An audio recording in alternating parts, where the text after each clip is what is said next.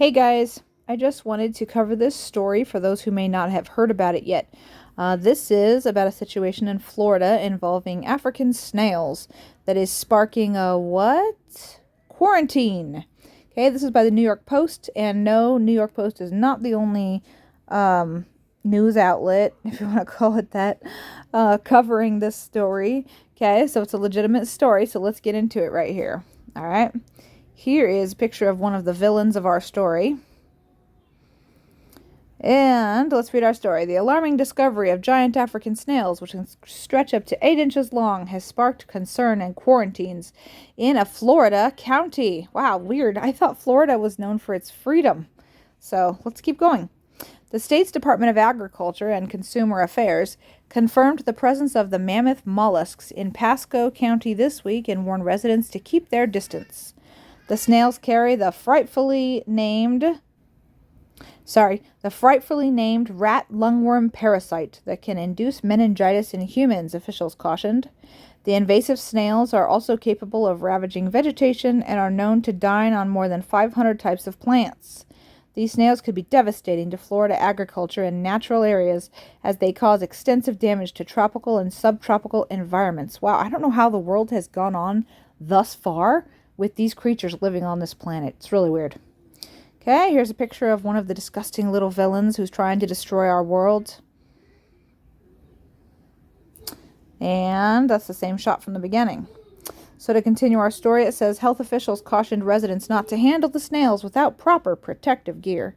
Hoping to eradicate the pests, FDA-CS will bait certain areas with a poison that impedes their ability to create mucus and kills them within a few days. The initial discovery was made by a gardener in Pasco County, which responded with a quarantine order for a limited area. Here's a bucket full of these little sweethearts. Yard waste and building materials cannot be removed from the impacted zone without permission from state authorities now. Now here's the same story over on today.com/news. Giant snails that can cause meningitis prompt quarantine in Florida. Let's read what they have to say about these suckers on their site. Giant African land snails are shown in the media. Let's see. After being eradicated twice since the 70s, an invasive species of snail is once again posing a threat to Central Florida residents. How does that happen? Do you eradicate something? And here it is. Giant African land snails have been found in the New Port Richey area of Pasco County, and they're known to carry a meningitis-causing parasite called rat lungworm. Meningitis refers to the swelling of the membranes that protect the brain and spinal cord, and it can be deadly. So can leaving your house. Let's just keep that in mind. Late last month, the Florida Department of Agriculture and Consumer Services, that's what the FDA-CS is, confirmed the presence of giant African land snails, which it describes as one of the most damaging snails in the world. The FDA-CS has set up a quarantine zone and eradication program to deal with the threat. These snails could be devastating to Florida agriculture and natural areas as they cause extensive damage to tropical and subtropical environments, explained a notice on the FDA-CS website, adding that the pests consume more than 500 varieties of plants. The eradication program will treat properties in the quarantine zone with a hide-based molluscicide, aka snakebait, and residents are encouraged to report sightings of the species to the special reporting line. Wow, that's special.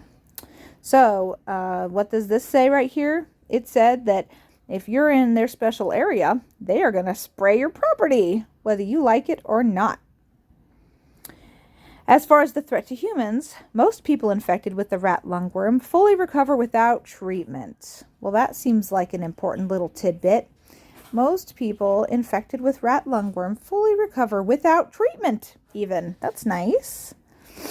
That said, the infection can cause a rare type of meningitis, which has no specific treatment and can lead to serious complications such as paralysis, coma, and death.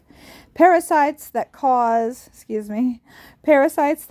meningitis usually infect animals, but people can become infected by eating infested animals.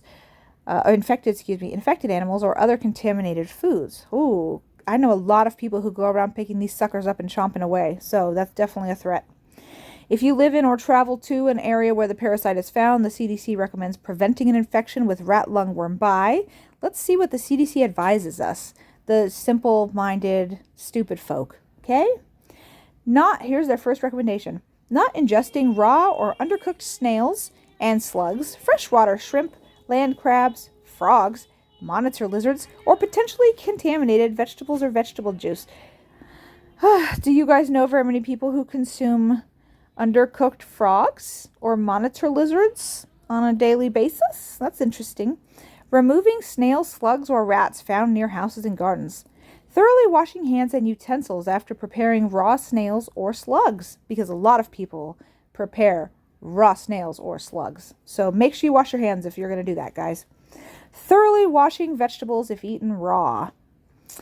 Giant African land snails are illegal to import or possess in the U.S. without a permit for a good reason. The giant African land snail starts reproducing as young as 4 months old and can lay thousands of eggs over the multiple years that it's alive.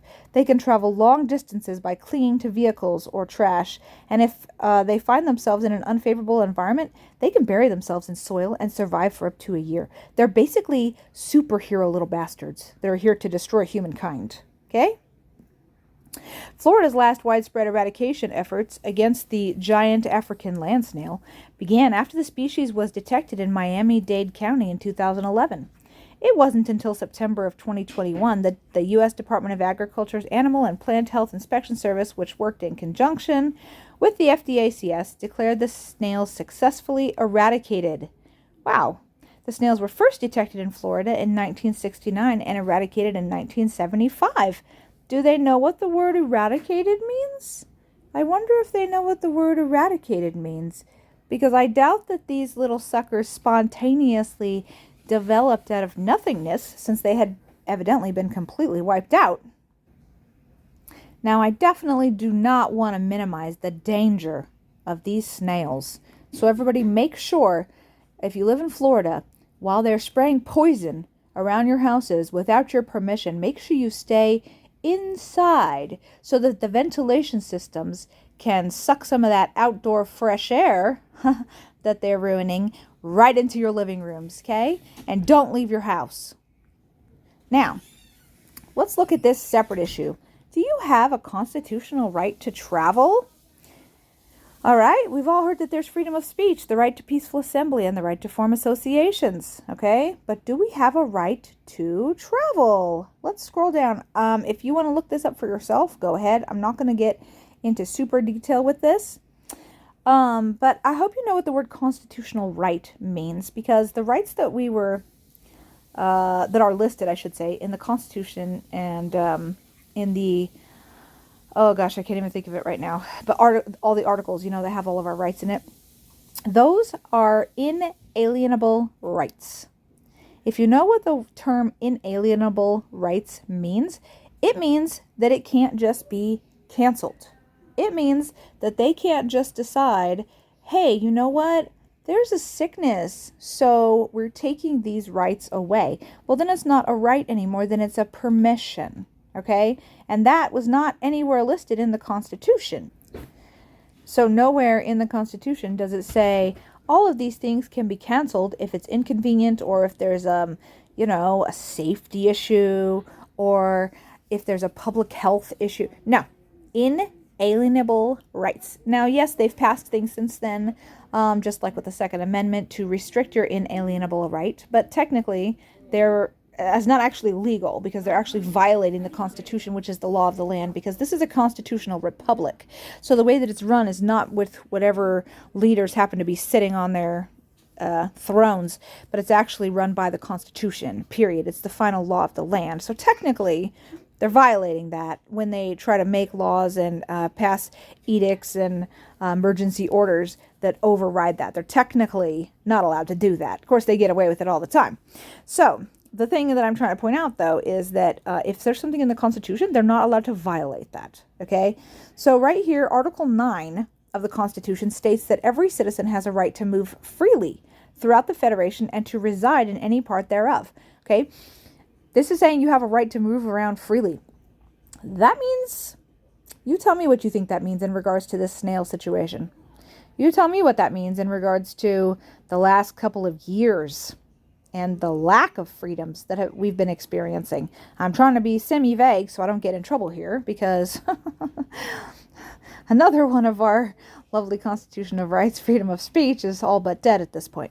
So, at any rate, it literally says there, right? You can read it for yourself. Every citizen has a right to move freely throughout the Federation and to reside in any part thereof. Now, there was actually a case involving this kind of a situation where there was a police officer who was trying to keep somebody from, who had not committed an offense.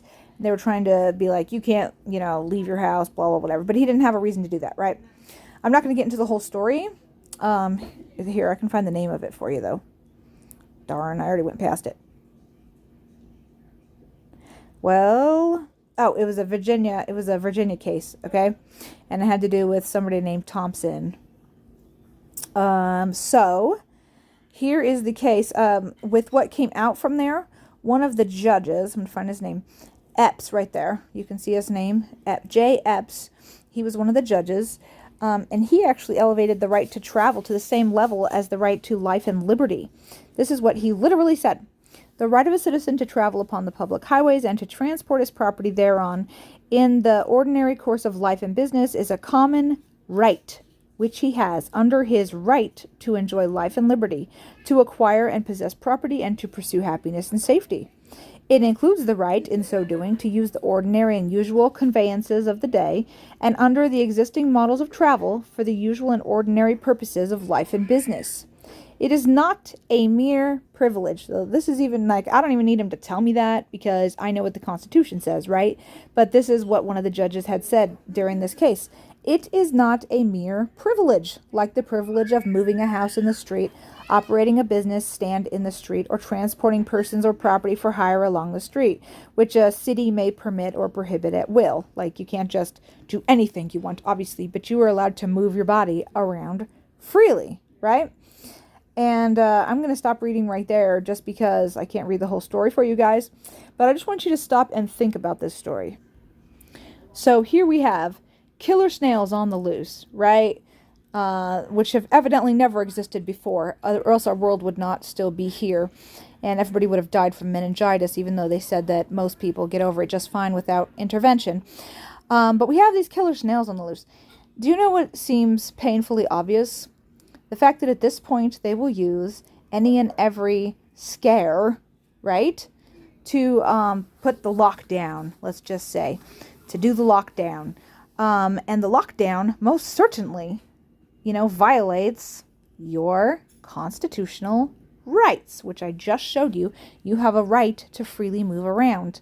And now people have a right to not. If they're too scared to leave their houses, that's perfectly legitimate. That's also part of your right, right?